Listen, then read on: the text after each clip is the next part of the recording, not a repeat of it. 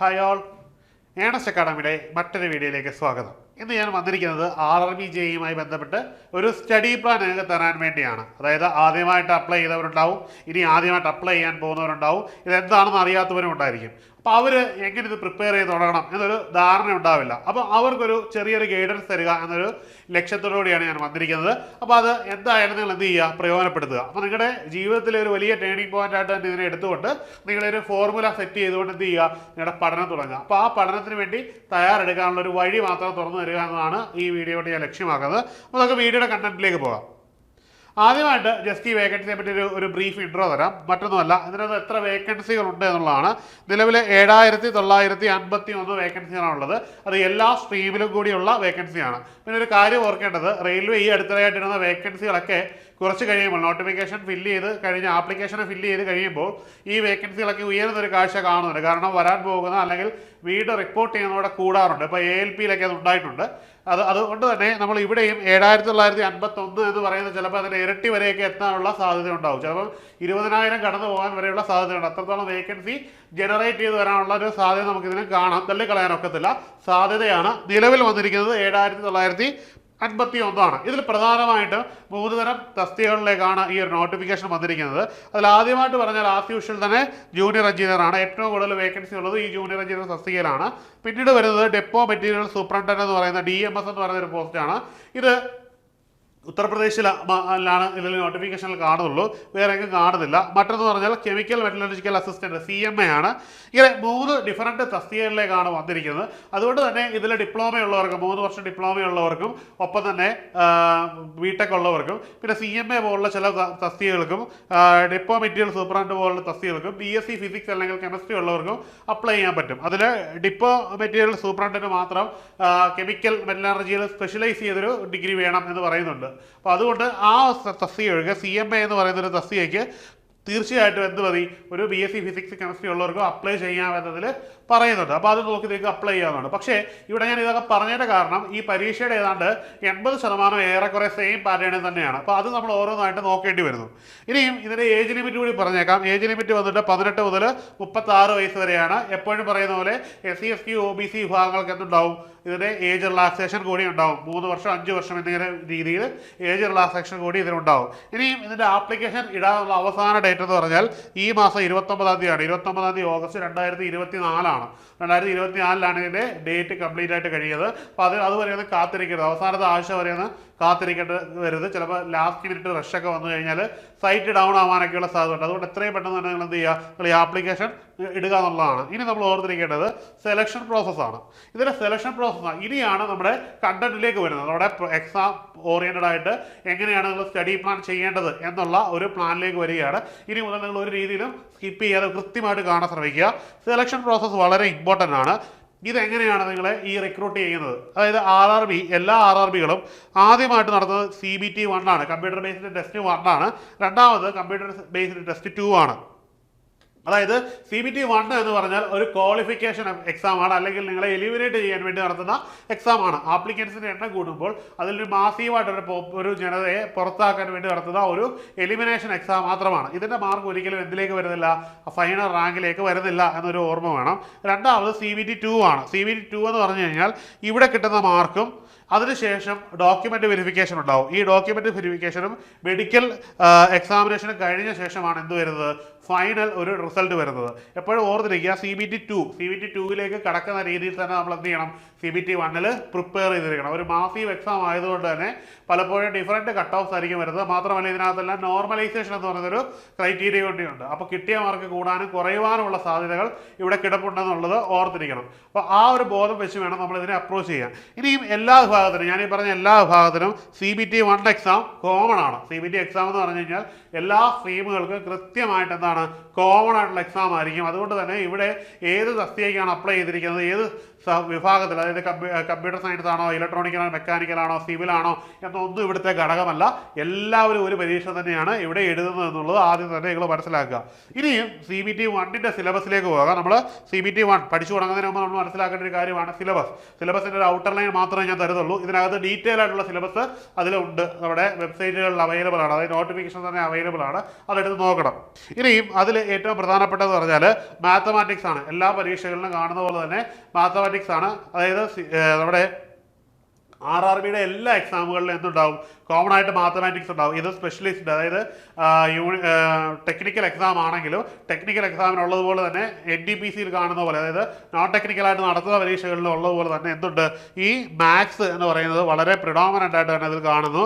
ഏതാണ്ട് 30 മാർക്കിൻ്റെ എക്സാം തന്നെ ഇവിടെ അതിനുവേണ്ടി പ്യുവർലി ഡെഡിക്കേറ്റ് ചെയ്തിരിക്കുന്നത് കാണാൻ പറ്റും. ഇനി ഇതേ മാർക്ക് തന്നെ കൊടുത്തിരിക്കുന്ന ഒരു മേഖല സയൻസിനാണ്. സയൻസിന് ഈക്വൽ വെയിറ്റേജ് ആണ് ഇവിടെ കൊടുത്ത് കാണുന്നത്. ഇനിയും അത് കഴിഞ്ഞിട്ട് ഏറ്റവും കൂടുതൽ വെയിറ്റേജ് കൊടുക്കുന്നത് ജനറൽ ഇൻ്റലിജൻസ് ആൻഡ് റീസണിംഗ് ആണ്, 25 മാർക്കിനാണ്. ഇവിടെ എനിക്ക് നിങ്ങളോട് പറയാനുള്ളത്, ഇവിടുത്തെ ഈ 30 മാർക്കും 25 മാർക്കും പൂർണ്ണമായിട്ട് ക്രൂഷ്യൽ മാർക്കാണ്. കാരണം ഇതിൽ ഏതാണ്ട് 100% സ്കോർ ചെയ്യാൻ നിങ്ങൾ ശ്രമിക്കണം. ഇല്ലെന്നുണ്ടെങ്കിൽ ബാക്കിയുള്ള മേഖലകളിൽ സ്കോർ ചെയ്യാനുള്ള സാധ്യത കുറവാണ്. ഇനി അതിനുശേഷം നിങ്ങൾ വെയിറ്റേജ് കൊടുക്കേണ്ട മേഖല എന്ന് പറഞ്ഞാൽ ഈ 30 മാർക്ക് കോൺട്രിബ്യൂട്ട് ചെയ്യുന്ന സയൻസിനാണ്. ഈ 30 മാർക്ക് കോൺട്രിബ്യൂട്ട് ചെയ്യുന്ന സയൻസിലും കുറച്ചും കൂടി സ്ട്രോങ് ആയിട്ട് നിങ്ങൾക്ക് സ്കോർ ചെയ്യാൻ പറ്റും. പക്ഷേ അവിടെ ഒരു പ്രശ്നമുണ്ട്, ഒരു 100% സ്കോറിങ്ങിന് വേണ്ടി ശ്രമിക്കരുത്. അത് നിങ്ങളുടെ മാർക്ക് കളയാനുള്ള സാധ്യതയുണ്ട്, നെഗറ്റിവിറ്റി ഉണ്ടാക്കും. ഇനിയുള്ളത് അവസാനമായിട്ടുള്ളത് ജനറൽ അവയർനെസ് ആണ്. ജനറൽ അവയർനെസ്സിൽ എല്ലാവരും പഠിക്കുന്ന, അല്ലെങ്കിൽ കോമൺ ആയിട്ടുള്ള പ്ലാറ്റ്ഫോമിൽ എല്ലാവരും നോക്കുന്ന കാര്യങ്ങൾ മുഴുവൻ നമ്മൾ നോക്കി തന്നെ പോകേണ്ടി വരും. ലേറ്റസ്റ്റ് ആയിട്ടുള്ള കറണ്ട് അഫയേഴ്സ് ഉൾപ്പെടെയുള്ള കാര്യങ്ങൾ നമ്മൾ നോക്കി പോകേണ്ടി വരും എന്ന് കരുതി വളരെ അൾട്രാ ലെജൻഡായിട്ടുള്ള റയർ ഫാക്റ്റുകളൊന്നും തിരക്കി പോകരുത്. കാരണം അങ്ങനെ റയർലി ഫാക്റ്റുകളൊക്കെ തിരക്കി പോയി കഴിഞ്ഞാൽ അതുകൊണ്ട് നിങ്ങളുടെ സമയം നഷ്ടപ്പെടും എന്നുള്ളതല്ലാതെ അതിൽ കവിഞ്ഞ് യാതൊരുവിധ ബെനിഫിറ്റ് നിങ്ങൾക്ക് ഉണ്ടാക്കിയെടുക്കാൻ പറ്റില്ല. മാത്രമല്ല നിങ്ങൾക്ക് ആ വാല്യുബിൾ ആയിട്ടുള്ള ടൈം ഈ മാത്സ്, റീസണിങ്, സയൻസ് പോലുള്ള വിഷയങ്ങൾ കൊടുത്തു കഴിഞ്ഞാൽ അതിൻ്റെ ഒരു വെയിറ്റേജ് കൂടി നിങ്ങൾക്ക് അതിൽ നേടിയെടുക്കാൻ പറ്റും. കാരണം ഇവിടെ നമുക്ക് കോംപ്രമൈസ് ചെയ്യാൻ പറ്റത്തില്ല.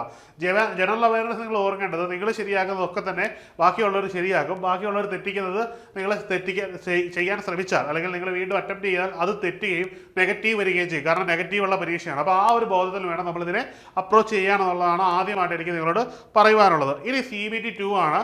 ഇവിടെ വളരെ ഇമ്പോർട്ടൻ്റ് ആണ്. ഇവിടെ നമ്മൾ ഇതുവരെ കണ്ടതുപോലെ ഒരു കോമൺ പ്ലാറ്റ്ഫോം മാത്രമല്ല, കോമൺ പ്ലാറ്റ്ഫോമിനൊപ്പം തന്നെ ഇവിടെ സ്പെഷ്യലിസ്റ്റ് ഗ്രൗണ്ട് കൂടി ഇവിടെ വരുന്നുണ്ട്. ഇവിടെ ഏതാണ്ട് ആദ്യത്തെ ജനറൽ അവയർനെസ് എന്ന് പറയുന്ന 15 മാർക്ക് എല്ലാവർക്കും തുല്യമായിട്ട് തന്നെ എഴുതേണ്ടതാണ്. ഇതിൽ എല്ലാ സ്ട്രീമുകാർക്കും എഴുതേണ്ടതാണ്. അതിനുശേഷം വരുന്നത് ഫിസിക്സ് ആൻഡ് കെമിസ്ട്രിയുടെ 15 മാർക്ക്, അല്ലെങ്കിൽ 15 മാർക്ക് എന്ന് പറഞ്ഞാൽ 15 ക്വസ്റ്റ്യൻ അല്ലെങ്കിൽ 15 മാർക്ക് എന്ന് പറയുന്നത് വളരെ ഇമ്പോർട്ടൻ്റ് ആണ്. നിങ്ങൾക്ക് എന്താണ്, നിങ്ങൾക്ക് എല്ലാവർക്കും, എല്ലാ സ്ട്രീമുകാർക്കും വരുന്നതാണ്. ബേസിക് കമ്പ്യൂട്ടർ ആപ്ലിക്കേഷൻ എന്ന് പറയുന്ന ഒരു ഏരിയ, അതും എല്ലാവർക്കും വരുന്നതാണ്. പിന്നീട് വരുന്നതെന്ന് പറഞ്ഞാൽ എൻവയോൺമെൻറ്റ് ആൻഡ് പൊല്യൂഷൻ കൺട്രോൾ, അത് വളരെ ഇമ്പോർട്ടൻ്റ് ആണ്.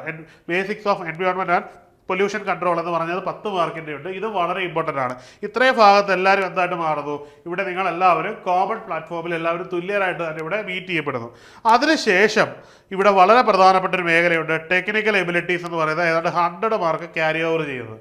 ഇത് നിങ്ങൾ അപ്ലൈ ചെയ്യുന്ന സ്ട്രീമുമായിട്ട് ബന്ധപ്പെട്ട മേഖലയിൽ നിന്നായിരിക്കും അതിലുണ്ടാവുന്നത്. ഇതിൻ്റെ സിലബസ് കൃത്യമായിട്ട് തന്നെ നമ്മുടെ വെബ്സൈറ്റിൽ, നമ്മുടെ നോട്ടിഫിക്കേഷനിൽ കൊടുത്തിട്ടുണ്ട്. ഏതാണ്ട് പേജ് നമ്പർ 40 ശേഷമുള്ള താഴെയുള്ള ഭാഗങ്ങളിൽ സോണുകൾ കഴിഞ്ഞിട്ട് സോണുകളും അതിൻ്റെ ആ ഒരു പോസ്റ്റുകളുടെ ഡിസ്ട്രിബ്യൂഷൻ കഴിഞ്ഞിട്ട് ഓരോ ടെക്നിക്കൽ മേഖലയ്ക്കുമുള്ള സിലബസ് കൃത്യമായിട്ട് അവർ ഓരോ 1 by 1 കൊടുത്തിട്ടുണ്ട്. ഇത് നിങ്ങൾ ഒരിക്കലും പഠിക്കാൻ വേണ്ടി മാറ്റി വെക്കരുത്. അതായത് പരീക്ഷയ്ക്ക് ശേഷം അല്ലെങ്കിൽ CBT 1 കഴിഞ്ഞിട്ട് ശേഷം പഠിക്കാം എന്ന് കരുതി മാറ്റി വെച്ചാൽ അത് നിങ്ങൾ എടുക്കുന്ന ഏറ്റവും വലിയ വണ്ട ഡിസിഷൻ ആയിരിക്കും. കാരണം ഇതൊരു വളരെ വലിയ വൈഡ് ഏരിയ ആയതുകൊണ്ട് തന്നെ ഇതിന് വളരെയധികം റാങ്ക് മേക്കിംഗ് പോസിബിലിറ്റി ഉള്ളത് കൊണ്ട് തന്നെ ഇപ്പോൾ തന്നെ, അതായത് ബിഗിനിങ് സ്റ്റേജിൽ തന്നെ നിങ്ങൾ എന്ത് ചെയ്യുക, അതുകൂടി കവർ ചെയ്ത് വേണം നിങ്ങളുടെ ഒരു ടൈം ടേബിൾ സെറ്റ് ചെയ്യാൻ. നിങ്ങളുടെ അക്കാഡമിക്സിന് കൃത്യമായിട്ടുള്ളൊരു ടൈം ടേബിൾ സെറ്റ് ചെയ്യേണ്ടി ഈ ഒരു പാറ്റേണിലായിരിക്കണം. അല്ലെങ്കിൽ നമ്മുടെ കയ്യിൽ നിന്ന് കാര്യങ്ങളൊക്കെ കൈവിട്ടു പോകും. CBT 1 ക്ലിയർ ചെയ്താൽ പോലും CBT 2 ക്ലിയർ ചെയ്യാൻ പറ്റാത്ത പോലത്തെ ഒരു അവസ്ഥയാവും. നിങ്ങൾ എപ്പോഴും ഓർത്തിരിക്കേണ്ട ഒരു കാര്യമുണ്ട്, നിങ്ങൾ ക്ലിയർ ചെയ്തെങ്കിൽ CBT 1 ക്ലിയർ ചെയ്തിരിക്കണം. ക്ലിയർ ചെയ്താൽ ജോലി കൊണ്ട് മാത്രമേ പോകാവൂ. അല്ലെങ്കിൽ CBT 1 തന്നെ ഔട്ടായി പോകണം. അല്ലെങ്കിൽ അത്രയും സമയം വെറുതെ പോയി നമ്മുടെ ഒരു എഫേർട്സ് മുഴുവൻ വേസ്റ്റ് ആയി പോകും എന്നതുകൊണ്ട് തന്നെ ആ ഒരു ഇഷ്യൂ നമ്മൾ മുന്നിൽ കണ്ടു വേണം ഈ ഒരു 100 മാർക്സിനെ ഫോക്കസ് ചെയ്ത് വേണം. ഒപ്പം തന്നെ ബാക്കിയുള്ള ജനറൽ മേഖലയിൽ കൂടി നിങ്ങൾ എന്ത് ചെയ്യുക, നിങ്ങൾ ആ ഒരു നിങ്ങളുടെ മികവ് കൈവച്ച് വേണം പോകാൻ. അല്ലെന്നുണ്ടെങ്കിൽ നമ്മുടെ കയ്യിൽ നിന്ന് ഈ എക്സാം കൈവിട്ട് പോകുമെന്ന് ഞാൻ ആദ്യം തന്നെ പറഞ്ഞുകൊള്ളട്ടെ. ഇനിയും നമ്മൾ എങ്ങനെ പ്രിപ്പയർ ചെയ്യണം എന്നുള്ളതാണ്. അതായത് നിങ്ങൾക്ക് എന്തായാലും എന്ത് വേണം, ഒരു പ്രിപ്പറേഷൻ ടൈം ടേബിൾ വേണം. ഈ ഒരു പഠനം മുമ്പോട്ട് കൊണ്ടുപോകണമെങ്കിൽ നിങ്ങൾക്ക് എപ്പോഴും വേണമെങ്കിൽ എന്താണ്, ഒരു കൺസിസ്റ്റൻസി വേണം. നമുക്ക് ഏതൊരു കാര്യം തുടങ്ങിയാലും കൺസിസ്റ്റൻസി വളരെ പ്രധാനപ്പെട്ടതാണ്. നിങ്ങൾ എത്ര നേരം പഠിക്കുന്നോ എന്നുള്ളത് അത് എല്ലാ ദിവസവും, അതായത് പരീക്ഷ തീരുന്ന വരെ അത് കണ്ടിന്യൂ ചെയ്ത് പോവുക. ഒരു ദിവസം ഒരു ഫുൾ ഡേ പഠിക്കുകയും പിന്നീട് ഒരു 3 ദിവസം പഠിക്കാതിരിക്കുകയും ചെയ്താൽ സ്വാഭാവികമായിട്ടും ആ പഠനം നിങ്ങളെ എങ്ങും എത്തിക്കത്തില്ല. ഒരു ദിവസം 3 മണിക്കൂറാണ് നിങ്ങൾ പഠിക്കുന്നതെങ്കിൽ ആ 3 മണിക്കൂർ എല്ലാ ദിവസവും പഠിക്കാൻ ശ്രമിക്കുക. എങ്കിൽ മാത്രമേ നമുക്ക് എന്തുണ്ടാകത്തുള്ളൂ, റിസൾട്ട് ഉണ്ടാകത്തുള്ളൂ എന്നുള്ള ആദ്യം തന്നെ ഞാൻ പറഞ്ഞോട്ടെ. അപ്പോൾ ഈ നിങ്ങളൊരു ടൈം ടേബിൾ അല്ലെങ്കിൽ ഒരു സ്റ്റഡി പ്ലാൻ സെറ്റ് ചെയ്യുമ്പോൾ അത് കൃത്യമായിട്ട് ഫോളോ ചെയ്യേണ്ട കുറച്ച് റൂൾസുകളുണ്ട്. അതിൽ ആദ്യത്തെ എന്ന് പറഞ്ഞാൽ സിലബസ് ബേസ്ഡ് പ്രിപ്പറേഷൻ ആയിരിക്കണം നമ്മുടെ പഠനം. കൃത്യമായിട്ട് സിലബസ് വെച്ച് തന്നെ ആയിരിക്കണം പഠിക്കേണ്ടത്. അതായത് എല്ലാത്തിനും, അതായത് CBT 1 കൃത്യമായിട്ട് സിലബസ് ഉണ്ട്, CBT 2 കൃത്യമായിട്ടുള്ള സിലബസ് ഉണ്ട്. അപ്പോൾ ആ സിലബസ് ഓറിയന്റഡ് ആയിട്ട് തന്നെ ഒരു ടൈം ടേബിൾ ചാർട്ട് ചെയ്ത് തന്നെ വേണം നിങ്ങളുടെ പഠനം മുമ്പോട്ട് പോകാൻ. മാത്രമല്ല അതിന് കൃത്യമായിട്ടൊരു ഇവാലുവേഷൻ ടേബിൾ കൂടി ഉണ്ടാവണം. നിങ്ങൾ ഓരോ ദിവസവും ഏതൊക്കെ കണ്ടന്റുകൾ എത്ര ശതമാനം തീർത്തു എന്നൊരു പഠനം ഉണ്ടായിരിക്കണം. അത് തീർത്തും ബാലൻസ്ഡ് ആയിരിക്കണം. ഈ സിലബസ് പൂർണ്ണമായിട്ടും ബാലൻസ്ഡ് ആയിരിക്കണം നിങ്ങളുടെ പഠനത്തിന് വേണ്ടി നിങ്ങൾ അഡോപ്റ്റ് ചെയ്യുന്നത്. രണ്ടാമത് പറഞ്ഞാൽ സിലബസ് വെയിറ്റേജ് ആണ്. ഈ സിലബസ് വെയിറ്റേജ് വളരെ ഇമ്പോർട്ടൻ്റ് ആണ്. പക്ഷേ അത് പ്രൈമറിലി പെട്ടെന്ന് തന്നെ നിങ്ങൾക്ക് സിലബസ് കണ്ടിട്ട് സിലബസ് വെയിറ്റേജ് എടുക്കാൻ പറ്റത്തില്ല. ആ പോയിന്റിലേക്ക് വരാൻ അടുത്ത പോയിന്റിലേക്ക് പോകണം. അതായത് previous year question paper workout ആണ്. ഇതൊരു സ്മാർട്ട് വർക്കിൻ്റെ ഒരു സ്ട്രാറ്റജിയാണ്. ഒരു സ്മാർട്ട് വർക്കിൻ്റെ സ്ട്രാറ്റജിയാണ് പറയുന്നത്. നിങ്ങൾ പ്രീവിയസ് ഇയർ ക്വസ്റ്റ്യൻ പേപ്പറുകൾ കഴിഞ്ഞ കുറേ അധികം വർഷത്തെ ക്വസ്റ്റ്യൻ പേപ്പറുകൾ വെക്കുമ്പോൾ, അതായത് നിങ്ങൾക്ക് ഇവിടെ CBT 1 വേണ്ടി എല്ലാ ക്വസ്റ്റ്യൻ പേപ്പറുകളും നോക്കാം. RRBയുടെ നടത്തിയിട്ടുള്ള എല്ലാ പരീക്ഷകളുടെയും ക്വസ്റ്റ്യൻ പേപ്പറുകൾ നോക്കാം. JEE മാത്രം ആക്കണമെന്നില്ല, അവർ ചോദിച്ചിട്ടുള്ള എല്ലാത്തിൻ്റെയും ചോദ്യങ്ങൾ നോക്കാം. ഈ ചോദ്യങ്ങൾ നോക്കുമ്പോൾ നിങ്ങൾക്ക് കുറച്ച് കാര്യങ്ങൾ മനസ്സിലാവും. അതായത് ഇവർ കൂടുതലായിട്ട് ചോദിച്ചിട്ടുള്ള, ഏറ്റവും കൂടുതൽ പിൻ ചെയ്ത് ചോദിച്ചിട്ടുള്ള ചോദ്യങ്ങൾ ഏതൊക്കെയാണെന്ന് നോക്കുക. അപ്പം അതിനായിരിക്കണം ആദ്യത്തെ സിലബസ് വെയിറ്റേജ് കൊടുക്കേണ്ടത്. അതിന് ആദ്യം പ്രയോറിറ്റി കൊടുക്കണം, അതിന് കൂടുതൽ എഫർട്ട് കൊടുക്കണം. ഫോർ എക്സാമ്പിൾ മാത്സിനും റീസണിങ്ങിനും ഒക്കെ ആ ഒരു മേഖലയിൽ നിന്നുള്ള കൂടുതൽ ചോദ്യങ്ങൾ അറ്റൻഡ് ചെയ്യാൻ നോക്കണം. മാത്രമല്ല ആ മേഖലയിലെ ചോദ്യങ്ങൾ ചെയ്യാനുള്ള സ്പീഡ് കൂട്ടിയെടുക്കണം. എന്നതിൻ്റെ അർത്ഥം ബാക്കി മേഖലകളെ നെഗ്ലക്ട് ചെയ്യണമെന്നല്ല, ബാക്കിയുള്ള മേഖലകൾക്ക് ലീസ്റ്റ് ഇമ്പോർട്ടൻസ് കൊടുക്കുകയും അവയെ പഠിച്ച് മാത്രം, അല്ലെങ്കിൽ ഈ റിവിഷൻ നടത്തുമ്പോൾ അതിൻ്റെ ഇമ്പോർട്ടൻസ് കുറച്ച് താത്ത് കൊടുക്കുക. കാരണം നമുക്ക് എപ്പോഴും സ്മാർട്ട് വർക്ക് ചെയ്തെങ്കിൽ മാത്രമേ ഈ കുറച്ച് സമയത്തിനുള്ളിൽ നമുക്ക് റിസൾട്ട് അല്ലെങ്കിൽ സക്സസ് ഉണ്ടാക്കിയെടുക്കാൻ പറ്റത്തുള്ളൂ. അതിനുവേണ്ടി പറയുന്നൊരു കീ സ്ട്രാറ്റജിയാണ്. അപ്പം ആ ഒരു മെത്തേഡ് നിങ്ങൾ അഡോപ്റ്റ് ചെയ്തുകൊണ്ട് തന്നെ എന്തുക, സിലബസിനെ കൃത്യമായിട്ടൊരു വെയിറ്റേജ് ഉണ്ടാക്കുക. ആ വെയിറ്റേജിന് അടിസ്ഥാനത്തിൽ നിങ്ങൾ ആ കൊടുത്തിരിക്കുന്നത്, അതായത് നമ്മൾ സിലബസ് ഓൾറെഡി ഒരു ഓർഡറിലായിരിക്കും നമുക്ക് RRB ആണെങ്കിലും SSC ആണെങ്കിലും ആ ഒരു ഏജൻസി തരുന്നത്. നമ്മൾ എന്ത് ചെയ്യണം, നമ്മൾ അതിനെ റീഷഫിൾ ചെയ്തിട്ട് നമ്മുടെ ഓർഡർ ഈ ഇതിലാക്കിക്കൊണ്ട് കൂടുതൽ സമയം ഈ കണ്ടന്റുകൾക്ക് വേണ്ടി കൊടുത്തുകൊണ്ട് എന്ത് ചെയ്യുക, സിലബസ് വെയിറ്റേജ് കൊടുക്കുക. സിലബസ് വെയിറ്റേജ് കൊടുത്തിട്ട് അടുത്തായിട്ട് പറയുകയാണ് previous year question paper workout. അത് വളരെ ഇമ്പോർട്ടൻ്റ് ആണ്. ഈ പ്രീവിയസ് ഇയർ ക്വസ്റ്റ്യൻ പേപ്പർ ആദ്യം തന്നെ വർക്കൗട്ട് ചെയ്ത് തുടങ്ങണം. ഇവിടെ ഈ സിലബസിന് ശേഷം നമ്മൾ ആദ്യം തുടങ്ങേണ്ട പരിപാടി ഇതാണ്. പൊസിഷൻ മാറിപ്പോയെന്നേ ഉള്ളൂ, നിങ്ങൾ ഓർത്തിരിക്കുക. Syllabus previous year question paper workout ചെയ്ത് തുടങ്ങുന്നതെന്ന് പറഞ്ഞാൽ നമ്മുടെ പഠനത്തിൻ്റെ, അതായത് ഈ സിലബസ് എന്ന് പറയുന്നതിൻ്റെ ഒരു ഫോട്ടോസ്റ്റാറ്റ് കോപ്പിയാണ് ഈ പ്രീവിയസ് ഇയർ ക്വസ്റ്റ്യൻ പേപ്പറുകൾ. ഈ ക്വസ്റ്റ്യൻ പേപ്പറുകൾ നിരന്തരം വർക്കൗട്ട് ചെയ്യുകയും ഇത് നോക്കുകയും ചെയ്യുമ്പോൾ നമ്മൾ പോലും അറിയാതെ ഒരു ചിത്രം നമ്മുടെ മനസ്സിൽ ക്രിയേറ്റ് ചെയ്യും. ആ ഒരു പാറ്റേണിൽ നമ്മൾ എന്ത് ചെയ്യും, നമ്മുടെ പഠനം മുമ്പോട്ട് കൊണ്ടുപോവുകയും ചെയ്യും. ഇനിയും ഞാൻ ഈ പറഞ്ഞ കാര്യമാണ് constant revision and revision test. ഈ കോൺസ്റ്റന്റ് റിവിഷൻ എന്ന് പറഞ്ഞാൽ വളരെ ഇമ്പോർട്ടൻ്റ് ആണ്. ഇത് റിവിഷൻ എന്ന് പറഞ്ഞാൽ നമ്മൾ എന്ത് ചെയ്യണം, ഇത് വീണ്ടും വീണ്ടും റിപ്പീറ്റ് ചെയ്ത് പഠിക്കണം. ഇനി അതുകൊണ്ട് മാത്രം കാര്യമില്ല, നമ്മൾ ഈ പഠിച്ചു പോകുമ്പോൾ അതിൻ്റെ പല ഭാഗങ്ങളും എന്ത് ചെയ്യും, സ്കിപ്പ് ചെയ്തു പോകും. ഈ സ്കിപ്പ് ചെയ്ത ഭാഗങ്ങളെ ഫൈൻഡ് ചെയ്യാൻ സഹായിക്കുന്ന ഒരു മേഖലയാണ് ഈ റിവിഷൻ ടെസ്റ്റ് എന്ന് പറഞ്ഞാൽ. അതായത് ടെസ്റ്റുകൾ നടത്തുമ്പോൾ, നമ്മൾ ടെസ്റ്റുകൾ ചെയ്യുമ്പോൾ നമ്മൾ പോലും ശ്രദ്ധിക്കാത്ത ചില ഭാഗങ്ങളിൽ നിന്നുള്ള ചില ഏരിയയിലെ ചോദ്യങ്ങൾ വരും. അത് കാണുമ്പോൾ നമുക്കത് തെറ്റുന്നതിൽ നമ്മൾ റീകറക്റ്റ് ചെയ്യാൻ വേണ്ടി എന്ത് ചെയ്യുന്നു, ആ കണ്ടന്റ് എടുത്ത് വായിക്കുന്നു. ഈ സാധനം നമ്മുടെ ഉള്ളിൽ ഫീഡ് ആവുന്നു. പലപ്പോഴും നമ്മൾ പോലും അറിയാതെ ഈ ഒരു കണ്ടന്റ് നമ്മുടെ ഉള്ളിലേക്ക് മാറുകയും നമ്മളൊരു അറിയാത്ത ഒരു മിഷനായിട്ട് ഒരു പ്രിപ്പറേഷൻ മിഷനായിട്ട് ട്രാൻസ്ഫോം ചെയ്യുകയും ചെയ്യും. ഇങ്ങനെയാണ് സക്സസ് സ്റ്റോറി നേടി അല്ലെങ്കിൽ സക്സസ് ഉണ്ടാക്കിയ എല്ലാവരുടെയും ഒരു പ്രിപ്പറേഷൻ സ്ട്രാറ്റജി എന്ന് പറയുന്നത്. ഇനി മറ്റൊരു പ്രധാനപ്പെട്ട കാര്യം എന്ന് പറഞ്ഞാൽ ടെസ്റ്റ് സീരീസ് ആണ്. അവസാനമായിട്ട് നിങ്ങൾ ചെയ്യേണ്ട, അല്ലെങ്കിൽ ഇതിനൊപ്പം തന്നെ ചെയ്തു പോകേണ്ട ഒരു കാര്യമാണ് test series. Previous year question പേപ്പറേ അല്ല, ടെസ്റ്റ് സീരീസ് എന്ന് പറഞ്ഞാൽ വ്യത്യസ്തങ്ങളായിട്ടുള്ള ഈ പരീക്ഷയുമായിട്ട് ബന്ധപ്പെട്ട് അല്ലെങ്കിൽ ഇതുമായിട്ട് ബന്ധപ്പെട്ട് ധാരാളം സ്വകാര്യ ഇൻസ്റ്റിറ്റ്യൂട്ടുകളുണ്ടായിരിക്കും, അല്ലെങ്കിൽ കോമൺ ഇൻസ്റ്റിറ്റ്യൂട്ടുകളുണ്ടായിരിക്കും. ഇവരൊക്കെ എന്തുണ്ടാവും, ടെസ്റ്റ് നടത്തുന്നുണ്ടാവും. അപ്പോൾ ഈ ടെസ്റ്റ് കണ്ടന്റുകൾ ടെസ്റ്റ് സീരീസിൽ മാത്രം നിങ്ങൾ ജോയിൻ ചെയ്യുക, അല്ലെങ്കിൽ ടെസ്റ്റ് എവിടെയെങ്കിലും ബൈ ചെയ്ത് മേടിക്കുന്നെങ്കിൽ മേടിക്കുക. അപ്പം നോർത്തിലൊക്കെ ധാരാളം ഇതിൻ്റെ ബുക്ക്ലെറ്റുകൾ അവൈലബിൾ ആണ്. ഇത് മേടിച്ചിട്ട് ഇത് നിങ്ങൾ തന്നെ ചെയ്ത് നോക്കുക. ഇങ്ങനെ ചെയ്ത് നോക്കുമ്പോൾ നിങ്ങളുടെ ലെവൽ എവിടെ നിൽക്കുന്നു, അതായത് അതായത് ഓരോ ക്വസ്റ്റ്യനും ഓരോ ഡിഫിക്കൽട്ടി ലെവൽ ഉണ്ടായിരിക്കും. ഈ ഡിഫിക്കൽട്ടി ക്വസ്റ്റ്യൻ നിങ്ങൾ ഏത് ലെവലിൽ നിൽക്കുന്നു, മറ്റ് കുറച്ച് മോഡറേറ്റ് ലെവലിൽ നിങ്ങൾ ഇവിടെ നിൽക്കുന്നു, ഇതൊക്കെ നിങ്ങൾക്ക് മനസ്സിലാക്കാൻ പറ്റും. മാത്രമല്ല കൂടെ പറ്റുമെന്നുണ്ടെങ്കിൽ ഏതെങ്കിലുമൊക്കെ ഓൺലൈൻ പ്ലാറ്റ്ഫോമുകളിൽ നമ്മുടെ അടക്കം ടെസ്റ്റ് സീരീസുകൾ നിങ്ങൾ ലൈവായിട്ട് അറ്റൻഡ് ചെയ്യുക. ഇങ്ങനെ വരുമ്പോൾ നമുക്ക് നമ്മുടെ റാങ്ക് വെച്ച് നമുക്ക് അസസ് ചെയ്യാം നമ്മുടെ എവിടെയാണ് നിൽക്കുന്നത്. അത് ആദ്യം തന്നെ ചെയ്യണം. ഏതാണ്ടൊരു പ്രിപ്പറേഷൻ തുടങ്ങിയ മിഡ്പാത്തിൽ തന്നെയാണ്. കാരണം നമ്മൾ എത്രത്തോളം അഗ്രസീവായി പഠിക്കണം എങ്കിൽ മാത്രമേ നമുക്ക് മുമ്പോട്ട് എത്താൻ പറ്റൂ എന്നൊരു ബോധം വരാൻ നമ്മളെ ഏറ്റവും കൂടുതൽ സഹായിക്കണം. നമ്മളെ സെൽഫ് അസസ് ചെയ്യാനും സെൽഫ് വാല്യുവേറ്റ് ചെയ്യാനും സഹായിക്കുന്ന ഏറ്റവും പ്രധാനപ്പെട്ട ഒരു കാര്യമാണ് ടെസ്റ്റ് സീരീസ്. അതുകൊണ്ട് ഏറ്റവും പ്രധാനമായിട്ട് നമ്മൾ ചെയ്യേണ്ടതാണ് ടെസ്റ്റ് സീരീസ്. ഇത്രയും കാര്യങ്ങൾ സിസ്റ്റമാറ്റിക് ആയിട്ട് ത്രൂ ഔട്ട് നിങ്ങൾ ചെയ്താൽ എഴുതി വെച്ചോളൂ, നിങ്ങൾ ഈ സർവീസിൽ കയറിയിരിക്കും. മനസ്സിലായില്ല? ഉറപ്പായിട്ട് നിങ്ങൾ എന്ത് ചെയ്തിരിക്കും? ഈ ഒരു സർവീസിൽ കയറിയിരിക്കും എന്ന കാര്യത്തിൽ യാതൊരുവിധ സംശയങ്ങളുമില്ല. ഇനി എനിക്ക് പറയാനുള്ളത് നമ്മുടെ ഇൻസ്റ്റിറ്റ്യൂട്ടുമായിട്ട് ബന്ധപ്പെട്ട കാര്യങ്ങളാണ്. ഞങ്ങൾ ഈ RRBJയുടെ കോഴ്സ് വളരെ വിദഗ്ധമായിട്ട് തന്നെ കണ്ടക്ട് ചെയ്തുകൊണ്ടിരിക്കുകയാണ്. കൃത്യമായിട്ട് തന്നെ ആ കോഴ്സ് നടക്കുന്നു. അപ്പോൾ നിങ്ങളോട് സ്റ്റഡി പ്ലാൻ പറയുകയുണ്ടായി. ആ സ്റ്റഡി പ്ലാനുമായിട്ട് ബന്ധപ്പെട്ട് ഞങ്ങൾ എന്തൊക്കെ രീതിയിലാണ് കോഴ്സുകൾ കൊടുക്കുന്നത് എന്നുള്ളത് പറയാം. നമ്മുടെ ക്ലാസ് പ്രധാനമായിട്ട് ലൈവ് പ്ലസ് റെക്കോർഡഡ് ക്ലാസ് ആണ്. ഈ റെക്കോർഡഡ് ക്ലാസ്സിൽ നമ്മൾ കൊടുക്കുന്ന സംശയമൊന്നും വേണ്ട, കൃത്യമായിട്ട് സിലബസ് ഇവാലുവേറ്റ് ചെയ്ത് സിലബസ് വെയിറ്റേജോട് കൂടി തന്നെയാണ് കണ്ടന്റ് കൊടുക്കുന്നത്. കാരണം ഞാൻ പറഞ്ഞല്ലോ, നമുക്ക് ഇതിനായിട്ടൊരു വിങ് ഉള്ളത് കൊണ്ട് തന്നെ നമ്മൾ ഈ ഒരു പർപ്പസ് നമ്മൾ ചെയ്യുന്നുണ്ട്. ഇനിയും നിങ്ങൾക്ക് ഉണ്ടാകുന്ന സംശയങ്ങൾ ദൂരീകരിക്കാനായിട്ട് നമ്മളൊരു ലൈവായിട്ട് തന്നെ ഡൗട്ട് ക്ലിയറൻസ് ക്ലാസ് അല്ലെങ്കിൽ ഡൗട്ട് ക്ലിയറൻസ് സെഷൻസ് ഉണ്ടാവും. അതായത് വളരെ സംഭവം ഇത്രയേ ഉള്ളൂ, കാലഘട്ടം മാറി. നമുക്ക് ഇന്ത്യയിൽ എവിടെ ഇരുന്നുകൊണ്ട് അല്ലെങ്കിൽ കേരളത്തിൽ എവിടെ ഇരുന്നുകൊണ്ട് നിങ്ങൾക്ക് എന്ത് ചെയ്യാൻ പറ്റും? നിങ്ങൾക്ക് പഠിക്കാനും നിങ്ങൾക്ക് ഈ സംശയങ്ങൾ ദൂരീകരിക്കാനും പറ്റുന്നൊരു വെന്യൂ ക്രിയേറ്റ് ചെയ്യുന്നു. അതാണ്. അപ്പം അവിടെ കൃത്യമായിട്ട് നിങ്ങളുടെ പ്രശ്നങ്ങൾ, അതായത് സിലബസ് ഓറിയൻറ്റഡ് ആയിട്ടുള്ള ക്ലാസ്സുകൾ ലൈവ് പ്ലസ് റെക്കോർഡായിട്ട് നിങ്ങൾക്ക് കിട്ടുന്നു. ആ കണ്ടന്റുകൾ നിങ്ങൾക്ക് എന്തെങ്കിലും ഡൗട്ട് ഉണ്ടെങ്കിൽ ക്ലിയർ ചെയ്യാൻ ലൈവായിട്ടുള്ള സെക്ഷൻ ഉണ്ടായിരിക്കും. ഇനി ഞാൻ ഈ പറഞ്ഞ പോലെ തന്നെ മോക്ക് ടെസ്റ്റും മോഡൽ ടെസ്റ്റും, മനസ്സിലായല്ലോ? ഞാൻ നിങ്ങളോട് പറഞ്ഞു ടെസ്റ്റ് സീരീസും മോക്ക് ടെസ്റ്റും. ഈ രണ്ട് കണ്ടന്റിന്റെ പ്രത്യേകത അറിയാമല്ലോ. പ്രീവിയസ് ഇയർ ക്വസ്റ്റ്യൻ വെച്ചുള്ള ഒരു ഇമ്പോർട്ടൻസ് ഞാൻ പറഞ്ഞു. അതിനുശേഷം ടെസ്റ്റുകൾ, മോക്ക് ടെസ്റ്റുകൾ എഴുതുന്നതിന്റെ ഇമ്പോർട്ടൻസും പറഞ്ഞു. ഇത് രണ്ടും കൃത്യമായിട്ട് പാലിച്ചുകൊണ്ടുള്ള ഒരു ഒരു ടെസ്റ്റ് പാറ്റേൺ ആണ് നമ്മൾ പിന്തുടർന്നു പോരുന്നത്. ഇനിയും ഈ കോച്ചിങ്, ഈ ഫെസിലിറ്റി അതെപ്പോഴും പറയുന്നത് തന്നെയാണ്. നമ്മളിത് എന്തുവരെ തരും?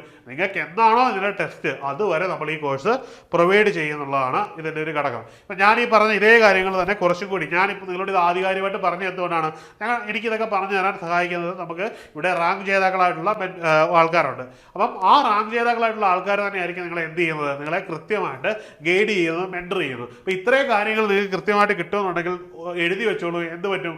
ഞാൻ ഈ പറഞ്ഞ അതേ കാര്യങ്ങൾ തന്നെ നമ്മൾ സിസ്റ്റമാറ്റിക് ആയിട്ട് ഒരു ഇൻസ്റ്റിറ്റ്യൂഷൻ നിങ്ങളെ കൊണ്ട് ചെയ്യുകയാണ്. ഇപ്പം ഞാൻ ഈ പറഞ്ഞ കാര്യങ്ങൾ ചെയ്താൽ എല്ലാവർക്കും കിട്ടും എന്നുള്ള വസ്തുതയാണ്. പക്ഷേ എപ്പോഴും മനുഷ്യരുണ്ടാകുന്ന ഒരു കോമൺ ഒരു ക്യാരക്ടറാണ് മടി. ഈ മടിയിൽ നിന്ന് നിങ്ങളെ പുറത്തു കൊണ്ടുവന്ന് ഒരു എക്സാം വളരെ ഈസി ആയിട്ട് ക്രാക്ക് ചെയ്യാൻ സഹായിക്കുന്ന ഒരു മെത്തേഡിലാണ് നമ്മുടെ കോഴ്സുകൾ ജെയുമായിട്ട് ബന്ധപ്പെട്ട് നമ്മൾ കണ്ടക്ട് ചെയ്യുന്നത്. അതുകൊണ്ട് തന്നെ എന്ത് ചെയ്യുക? ഒരു സ്മാർട്ട് വർക്കിലൂടെ ഒരു സ്മാർട്ടായിട്ട് തന്നെ ഒരു എക്സാം ക്രാക്ക് ചെയ്യുന്നതിന് എത്രയും പെട്ടെന്ന് നിങ്ങൾ എന്ത് ചെയ്യുക? നിങ്ങൾ ഈ കോഴ്സിൽ ജോയിൻ ചെയ്യുക. കോഴ്സിനെ പറ്റി അറിയുന്നതിനും നമുക്ക് ഈ വീഡിയോയിൽ എന്തെങ്കിലും ഡൗട്ട് നിങ്ങൾക്ക് ക്ലിയർ ചെയ്യണമെങ്കിലും താഴെയുള്ള നമ്പറിൽ ബന്ധപ്പെടുകയോ അല്ലെങ്കിൽ താഴെയുള്ള ഗൂഗിൾ ഫോം ഫില്ല് ചെയ്യുകയോ ചെയ്യുക. അപ്പോൾ മറ്റൊരു വീഡിയോ ആയിട്ട് കാണാം. Good bye.